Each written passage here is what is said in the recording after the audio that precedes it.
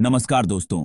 श्रीमद् भागवत गीता के 18वें अध्याय का श्रवण मात्र से मनुष्य सब पापों से छुटकारा पा जाता है।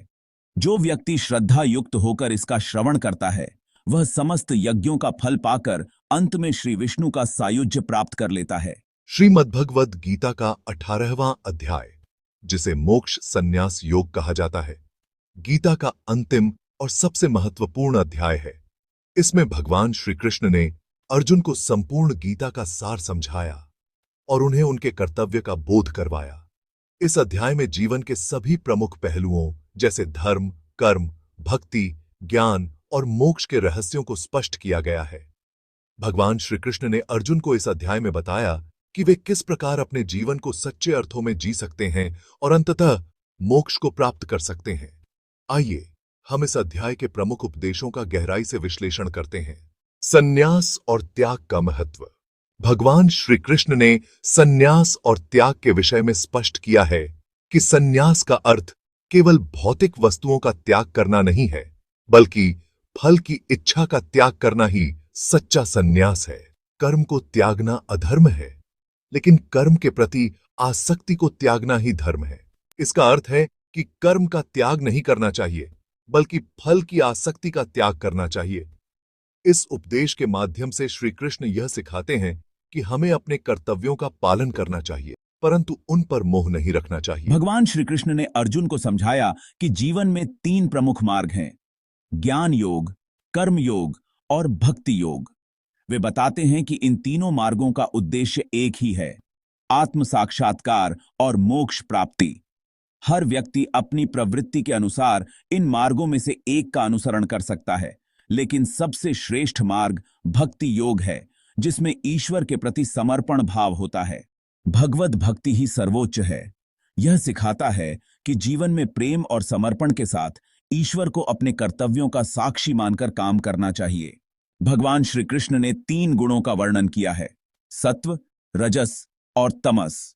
ये तीनों गुण हर व्यक्ति के भीतर विद्यमान हैं और उनके स्वभाव और कर्मों को प्रभावित करते हैं। सत्व गुण ज्ञान और संतोष की ओर ले जाता है, रजस गुण कर्म और भोग की ओर प्रेरित करता है और तमस गुण आलस्य और अज्ञानता की ओर ले जाता है। श्री कृष्ण अर्जुन को यह समझाते हैं कि इन गुणों को संतुलित करना आवश्यक है और सत्व गुण को बढ़ावा देने से आत्मा की शुद्धि होती है। त्रिगुणमयी माया। यह श्लोक बताता है कि सच्चा ज्ञान इन गुणों से ऊपर उठकर ही प्राप्त किया जा सकता है। श्री कृष्ण का एक महत्वपूर्ण उपदेश है कि हर व्यक्ति को अपने धर्म का पालन करना चाहिए। वे कहते हैं कि चाहे परिस्थिति कैसी भी हो, व्यक्ति को अपने स्वधर्म का त्याग नहीं करना चाहिए। परधर्म का पालन भयावह होता है, जबकि स्वधर्म में व्यक्ति को आत्मिक संतोष प्राप्त होता है। स्वधर्मे निधनम श्रेयः, परधर्मो भयावह। अपने धर्म में रहकर कर्म करना ही सर्वोत्तम है, चाहे उस मार्ग में कष्ट ही क्यों न हो। मन का नियंत्रण और आत्म संयम। भगवान श्री कृष्ण ने अर्जुन को मन के नियंत्रण का महत्व बताया है। मन को वश में रखना ही आत्म संयम है।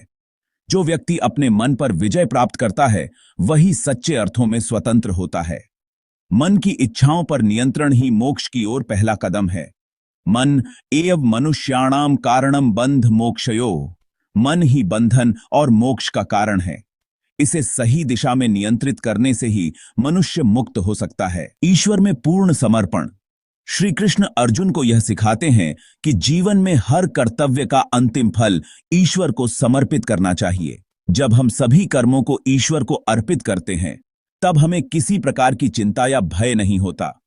श्री कृष्ण कहते हैं कि समर्पण से ही व्यक्ति के सभी पाप समाप्त हो जाते हैं और वह ईश्वर की शरण में आकर शांति प्राप्त करता है। सर्वधर्मान परित्यज्य मामेकम शरणम व्रज। सभी धर्मों को छोड़कर केवल मेरी शरण में आ जाओ। यह उपदेश हमें यह सिखाता है कि ईश्वर की शरण में जाना ही मोक्ष का मार्ग है। श्री कृष्ण बताते हैं कि कर्म 3 प्रकार के होते हैं: सात्विक, राजसिक और तामसिक। सात्विक कर्म वह है जो बिना किसी फल की इच्छा के किया जाता है। राजसिक कर्म वह है जो फल की इच्छा से प्रेरित होता है और तामसिक कर्म वह है जो अज्ञानता और आलस्य से उत्पन्न होता है। सात्विक कर्म, राजसिक कर्म और तामसिक कर्म। व्यक्ति को यह समझना चाहिए कि उसे किस प्रकार के कर्म का अनुसरण करना है, क्योंकि यही उसके जीवन का मार्ग निर्धारित करता है। जीवन का परम लक्ष्य आत्म साक्षात्कार। श्री कृष्ण कहते हैं कि जीवन का सर्वोच्च उद्देश्य आत्म साक्षात्कार है। आत्म साक्षात्कार के बिना जीवन अधूरा है। उन्होंने अर्जुन से कहा कि जो व्यक्ति आत्मज्ञान प्राप्त कर लेता है वह जीवन मरण के चक्र से मुक्त हो जाता है। आत्म साक्षात्कार ही मोक्ष की ओर ले जाता है। आत्मनम आत्मना पश्य। स्वयं के भीतर आत्मा को देखना और उसे पहचानना ही मोक्ष का मार्ग है। ज्ञान और भक्ति का संगम। भगवान श्री कृष्ण बताते हैं कि ज्ञान और भक्ति का संगम सबसे शक्तिशाली मार्ग है। ज्ञान बिना भक्ति के अधूरा है और भक्ति बिना ज्ञान के भ्रमित कर सकती है। श्री कृष्ण कहते हैं कि सच्चा भक्त वही है जो ज्ञान के साथ भक्ति का संतुलन बनाए रखता है। ज्ञान विहीना भक्ति, ज्ञान के बिना भक्ति अधूरी है और भक्ति के बिना ज्ञान निरर्थक है। दोनों का संतुलन ही व्यक्ति को आध्यात्मिक उन्नति की ओर ले जाता है। श्रीमद् भगवद गीता में भगवान श्री कृष्ण ध्यान और मन की स्थिरता पर विशेष जोर देते हैं। अर्जुन को समझाते हुए श्री कृष्ण कहते हैं कि मनुष्य का सबसे बड़ा शत्रु उसका अस्थिर मन है। जब तक हमारा मन अस्थिर रहता है तब तक हम किसी भी कार्य में सफल नहीं हो सकते। गीता हमें सिखाती है कि ध्यान और योग के माध्यम से हम अपने मन को स्थिर कर सकते हैं। श्री कृष्ण कहते हैं कि मनुष्य को अपने मन को नियंत्रित करने के लिए साधना और संयम की आवश्यकता होती है। ध्यान और योग के माध्यम से व्यक्ति अपने मन को नियंत्रित कर सकता है और उसे स्थिर कर सकता है। मन की स्थिरता से ही जीवन में मानसिक शांति और संतुलन आता है। यह संदेश आज के जीवन में विशेष रूप से प्रासंगिक है, जहां हमारा मन लगातार भटकता रहता है। गीता का यह उपदेश हमें ध्यान और योग के माध्यम से आत्मिक शांति प्राप्त करने का मार्ग दिखाता है। श्रीमद् भगवद गीता का अंतिम और सबसे महत्वपूर्ण संदेश है समर्पण और ईश्वर की शरण। भगवान श्री कृष्ण अर्जुन से कहते हैं कि सभी धर्मों और कर्तव्यों को छोड़कर केवल मेरी शरण में आओ, मैं तुम्हें सभी पापों से मुक्त कर दूंगा। श्री कृष्ण के इस उपदेश का अर्थ है कि सच्चा मोक्ष और शांति केवल भगवान की शरण में समर्पित होकर ही प्राप्त होती है। यह संदेश हमें यह सिखाता है कि जीवन के हर पहलू में, चाहे कैसी भी स्थिति हो, हमें भगवान के प्रति अपना समर्पण बनाए रखना चाहिए। जब हम अपने जीवन को भगवान के प्रति समर्पित कर देते हैं, तब हमें किसी भी प्रकार की चिंता, भय या दुहक का सामना नहीं करना पड़ता। गीता के इस उपदेश का मर्म यह है कि भगवान ही सच्चे मार्गदर्शक हैं और जब हम अपने जीवन की बागडोर उनके हाथों में सौंप देते हैं तो हमारा जीवन सुखमय और शांतिपूर्ण हो जाता है। श्री कृष्ण ने गीता के थ्रू हमें जिंदगी का सही मतलब समझाया। उन्होंने कहा कि जीवन में हमें अपने कर्तव्यों का पालन करना चाहिए और अपने मन को शांत रखना चाहिए।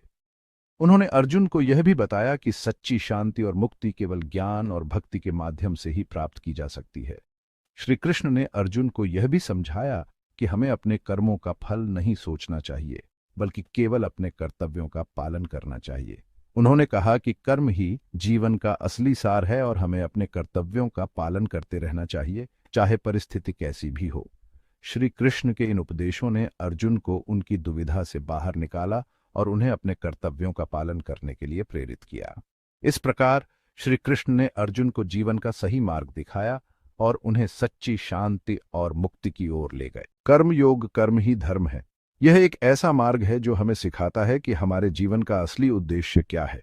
यह हमें बताता है कि हमारे कर्म ही हमारे धर्म हैं और हमें अपने कर्तव्यों को पूरी निष्ठा और ईमानदारी से निभाना चाहिए।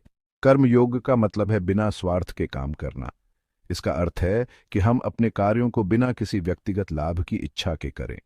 जब हम दूसरों की मदद करते हैं तो हमें किसी भी प्रकार की प्रशंसा या पुरस्कार की अपेक्षा नहीं करनी चाहिए। यह सच्ची सेवा का मार्ग है, फल की चिंता किए बिना अपना कर्तव्य निभाना। जब हम अपने कार्यों में पूरी तरह से समर्पित होते हैं तो हमें परिणाम की चिंता नहीं करनी चाहिए। एक किसान जब खेत जोतता है तो वह पूरी मेहनत और लगन से काम करता है, लेकिन फसल की उपज की चिंता नहीं करता। काम करते समय मन में किसी भी प्रकार का लालच या मोह नहीं होना चाहिए। जब हम अपने कार्यों में पूरी तरह से समर्पित होते हैं तो हमें किसी भी प्रकार की लालच या मोह से दूर रहना चाहिए। एक साधु जब ध्यान में लीन होता है तो वह अपने मन को सभी प्रकार की इच्छाओं और मोह से मुक्त कर देता है। इसी प्रकार जब हम दान करते हैं तो हमें किसी भी प्रकार की अपेक्षा नहीं रखनी चाहिए। कर्मयोग हमें सिखाता है कि हमेशा अपना बेस्ट दें, चाहे हम एक खिलाड़ी हों, एक छात्र हों या एक पेशेवर हों। हमें हमेशा अपने कार्यों में पूरी मेहनत और लगन से काम करना चाहिए। यही कर्मयोग का असली संदेश है, अपने कार्यों में पूरी निष्ठा और समर्पण के साथ काम करना बिना किसी व्यक्तिगत लाभ की इच्छा के। भक्ति योग, प्रेम का मार्ग। भक्ति योग का मतलब है ईश्वर के प्रति समर्पण। यह प्रेम और श्रद्धा का रास्ता है। भक्ति योग हमें सिखाता है कि हमेशा ईश्वर को याद रखें, ईश्वर में विश्वास रखें और अपना सब कुछ उनके हाथों में सौंप दें। ज्ञान योग का मतलब है आत्मज्ञान की प्राप्ति।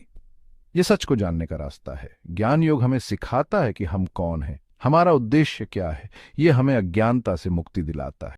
कर्म, भक्ति और ज्ञान योग जिंदगी के 3 इंपॉर्टेंट पहलू हैं। इन योगों को अपनाकर हम सुखी और सफल जीवन जी सकते हैं।